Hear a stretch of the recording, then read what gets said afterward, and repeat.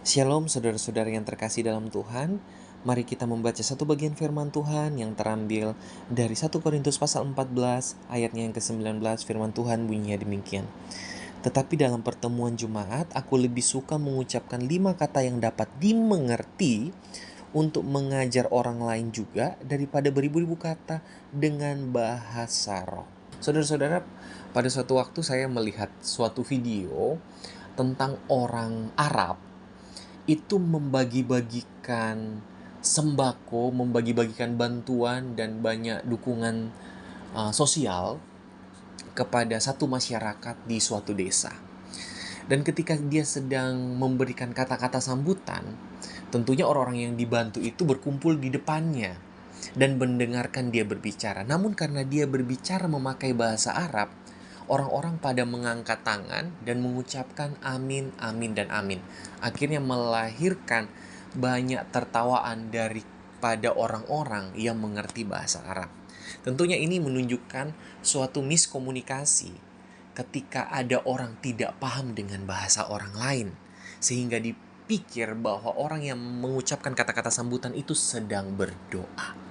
Saudara-saudara, demikianlah ketika kita diingatkan Paulus pada waktu membaca bagian firman Tuhan ini. Ini sedang berbicara tentang orang yang menekankan tentang karunia Roh Kudus itu lebih penting adalah kita harus bisa berbahasa roh.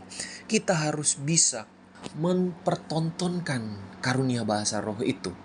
Seolah-olah karunia Roh Kudus itu hanya bahasa roh.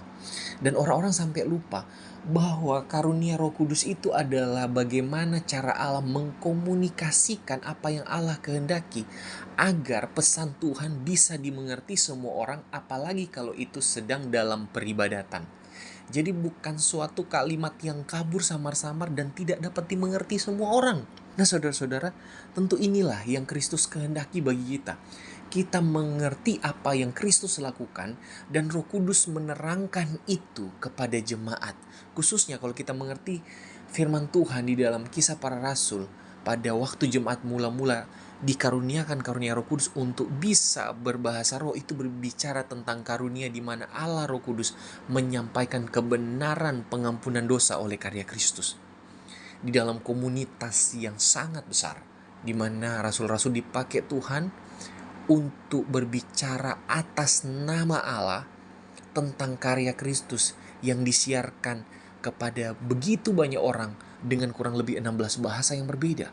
Nah saudara-saudara, kita perlu mengerti tentang kebenaran firman Tuhan ini. Makanya Paulus menekankan, percuma kalau kita berbicara bahasa roh, tetapi akhirnya itu akan sangat mengganggu orang lain, dan orang lain akan merasa asing di dalam komunitas itu karena dia tidak mengerti. Dan akhirnya keadaan itu akan sangat tidak membangun kehidupan kerohanian jemaat dan akan sangat mengganggu jalannya ibadah di dalam berkomunitas. Oleh karena itu Paulus menekankan kepada jemaat di Korintus untuk lebih baik mereka menggunakan 5 kata yang dapat dimengerti, yang pastinya dapat membangun dan menumbuhkan kerohanian, ketimbang mengucapkan beribu-ribu kata yang kita tidak mengerti sama sekali dan membuat orang-orang lain kebingungan. Oleh karena itu Paulus juga menekankan di ayat 9 itu, dia berkata seperti ini, demikian juga kamu yang berkata-kata dengan bahasa roh, jika kamu tidak mempergunakan kata-kata yang jelas, bagaimana mungkin dapat mengerti apa yang kamu katakan oleh orang-orang lain? Kata-katamu sia-sia saja kamu ucapkan di udara. Wow, ini bukankah suatu teguran yang sangat keras?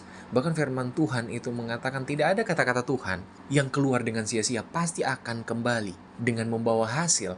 Oleh karena itu, kalau memang itu karunia Roh Kudus adalah berbahasa roh, tentunya bahasa roh itu akan dimengerti dan itu tidak akan keluar dengan sia-sia.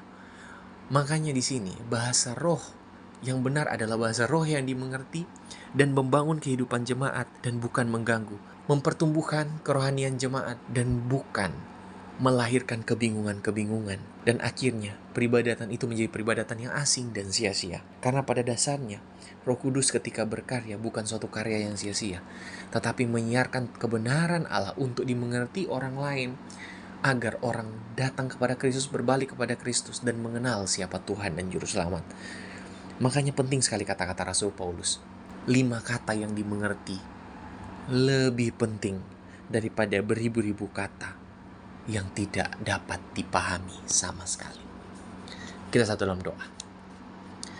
Tuhan Yesus, terima kasih belas kasihan-Mu Tuhan memimpin kami untuk belajar firman-Mu. Tuntun kami Tuhan, sehingga kami boleh mengerti kebenaran-Mu yang kudus, dan kami boleh menghidupinya dan mengabarkannya. Pimpin Tuhan, sehingga kami bisa menghidupi kebenaran yang sejati ini sesuai dan seturut kehendak-Mu. Amin.